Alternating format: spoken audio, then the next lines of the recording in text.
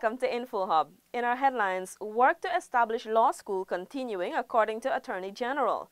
Public awareness and sensitization exercises planned by the Guyana Extractive Industries Transparency Initiative Secretariat. And Rusal bauxite workers finally getting overtime payments after the government intervenes. Stay tuned for the details of these and more. Daddy!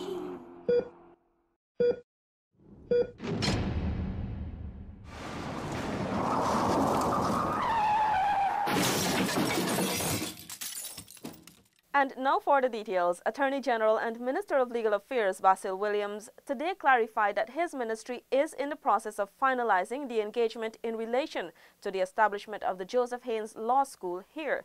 The spelling claims that the matter has been put on hold. Stacey Carmichael has the details. Attorney General Williams SC said this final engagement is in keeping with the decision of the Council of Ministers of the Council of Legal Education made at a meeting in January 2017 in Jamaica.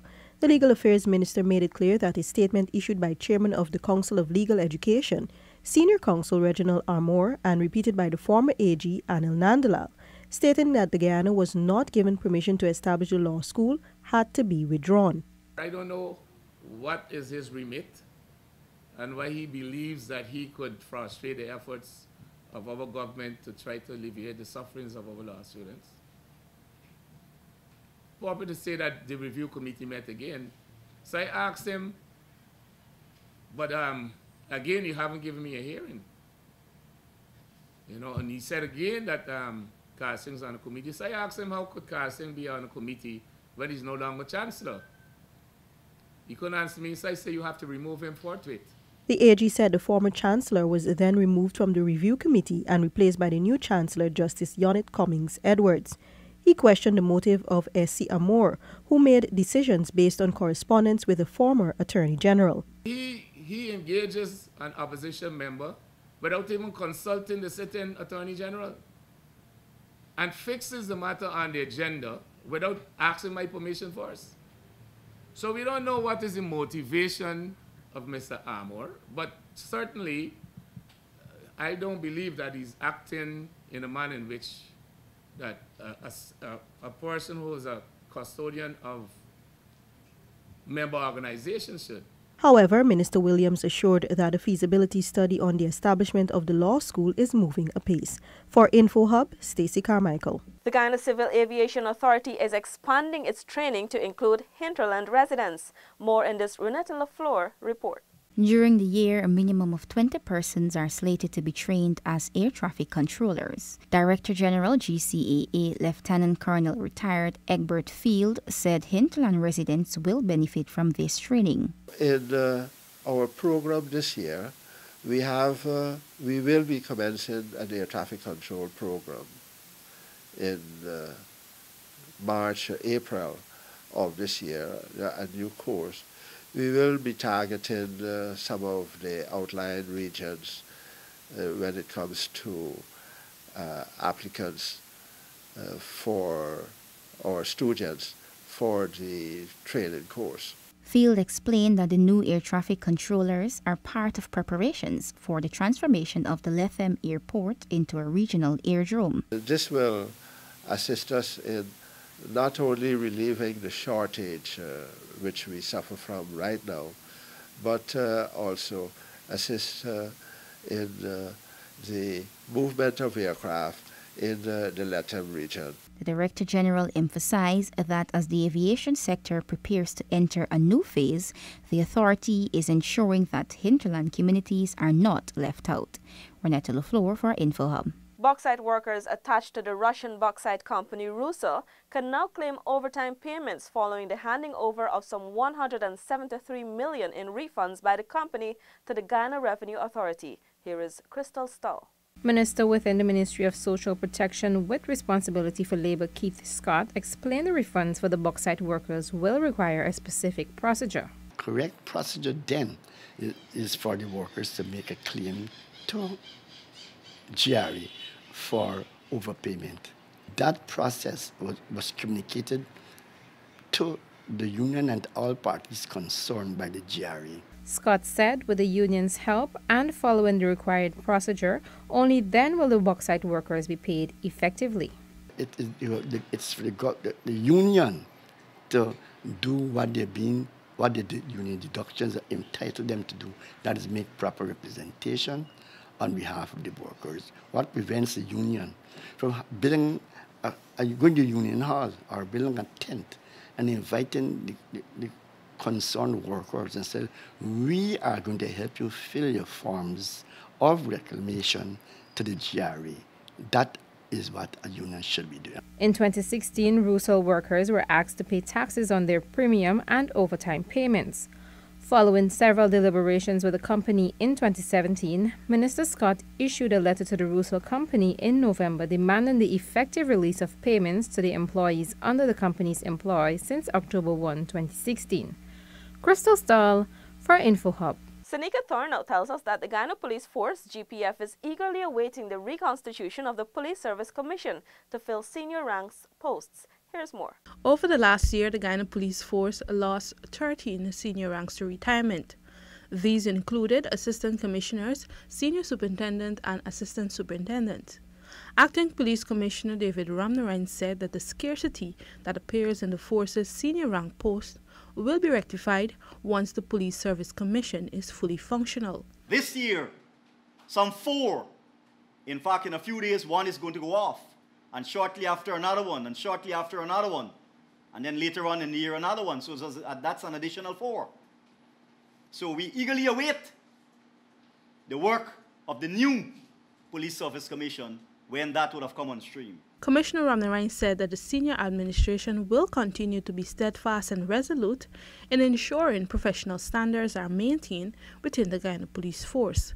Seneca Thorne for InfoHub. 9 religious representatives from various faiths in Region 3 are undergoing training to become health advocates against non-communicable diseases. Here's that report.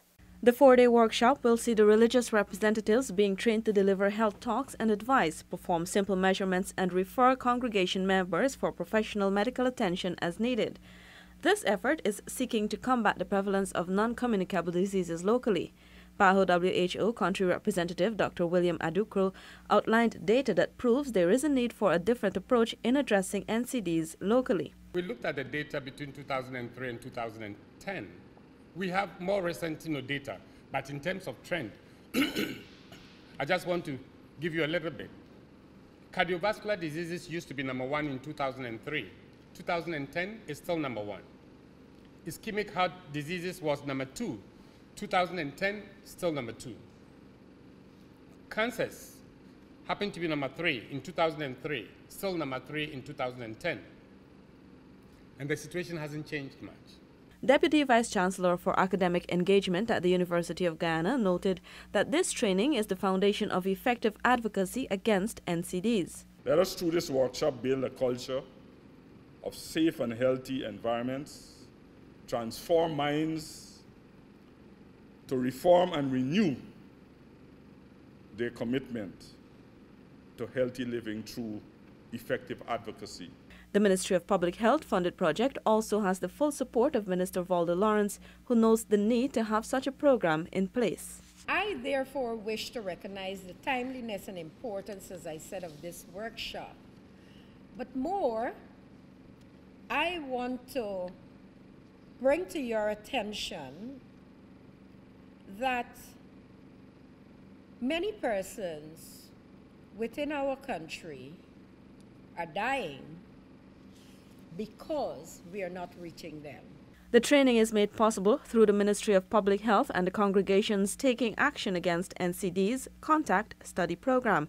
The project aims to involve places of worship in health promotion activities to reduce chronic non-communicable diseases. A series of public awareness and sensitization exercises are among the work plan of the Guyana Extractive Industries Transparency Initiative Secretariat. Tiffany Rojas has the details. Guyana has 18 months to complete and submit a reconciliation report following its acceptance into the global EITI body last October. GEITI National Coordinator Dr. Rudy Jarupat said he is confident Guyana can meet the April 2019 deadline. The Secretariat is expected to launch a nationwide awareness campaign of its work as early as February as part of encouraging stakeholder buy-in as it prepares the report. During the process, we're not going to wait for the report to be out there. We're going to have all these outreaches, and we're going to discuss at different levels what information is there, how the processes are taking place. We're going to get the public involved. We're going to make them aware of some of the challenges we're facing. Additionally, the multi-stakeholder group, which was created to ensure the implementation of the EITI standards, is currently determining the materiality of the report, Dr. Jadupat explained. Materiality is the information that they're going to use to determine whether the omission or the misstatement of this data is going to affect the comprehensiveness of the EITI report. The MSG will also determine which sectors will be captured in the first report, but Dr. Jadupat said the focus will likely be on the oil and gas sector and large-scale mining, with the inclusion of other sectors over time. Another important step for the GEITI in completing the report is the hiring of an independent administrator by the first half of this year to compile the report. We are currently in the process of preparing the terms of reference for the independent administrator. Guyana is the 52nd country to join the global standard, which seeks to promote tenets of good governance, transparency and accountability in the management of the extractive industries. For InfoHub, Tiffany Rogers. Residents of Sophia who have been squatting on government reserves have been granted a temporary reprieve. According to the Central Housing and Planning Authority, they cannot move ahead with the relocation exercise until a site has been found to rehouse the residents. Alexis Rodney has the details. CHNPA Chief Executive Officer Leland Saul said last Thursday that the housing entity will not be relocating Sophia residents until there is a viable alternative. We are yet to develop a new location for those people. We are looking at common slots. Even though they were served with notices, we would not be moving against them. Late last year, the CHNPA had issued over 260 notices to squatters in Sophia, informing them that they had until the end of this month to relocate. The entity had carried out a demolition exercise in Section A and B Patterson Turkine, which led to several residents requesting more time to move. CHNPA, in collaboration with the Guyana Power and Light and the Guyana Water Inc., the Ministry of Public Infrastructure and the Guyana Police Force had commenced the regularization process in Section A and B Patterson. Saul explained that the CHNPA is continuing the regularization of several communities. These include the Mount Sinai Angois Avenue area in Region 6 to Mary North and Middle Road East La Penitence. Very shortly, we will be meeting with the municipality of Georgetown to identify the engineering reserve along the canal that passes through that area. And those persons who are living in that zone where the engineering reserve would be, we will have to find an alternative location for them. Alexis Rodney for InfoHub. Here's our final report. Guyanese are being encouraged to create self-help groups to ensure the maintenance of their surroundings in an effort to reduce natural hazards. Zanil Williams tells us more. The government and the Civil Defense Commission has been working assiduously to aid residents in various communities to build capacity through self-help groups. Over the past weekend, the CDC provided all Boys Town community residents with tools to assist a cleanup exercise arranged by the Guyana Defense Force, the Guyana Police Force, and the private sector, headed by the CDC. Minister of State Joseph Harmon noted, "We want to encourage all communities to come together and clean up their environment. Ultimately, it is you in the community that will be affected when it is not clean." Following an assessment, it was evident poor maintenance of drainage and improper disposal of garbage were the main causes of flooding in All Boys Town. To date, 6 blocks, 13 canals, and alleyways have been cleaned. Acting CDC Director Lieutenant Colonel Kester Craig reiterated the importance of community building. It's important that community come together because, first of all, we live in a community, and community need to take ownership of the issues that are affecting them. Residents expressed gratitude for the initiative and encouraged others to get involved. This assistance that the government gives the facilities for help clean up these areas. Albyston could be clean. People need to come out and stop dying and stop holding pride. Because they're dining and the outside dirty, they're dressing and walking the road and looking clean and then coming out and clean. The residents also recommended that the Sussex Street main drain be cleaned to help reduce flooding. Zenil Williams reporting for InfoHub. Thanks for watching. Remember to connect with us 24/7 on our website and social media. Goodbye.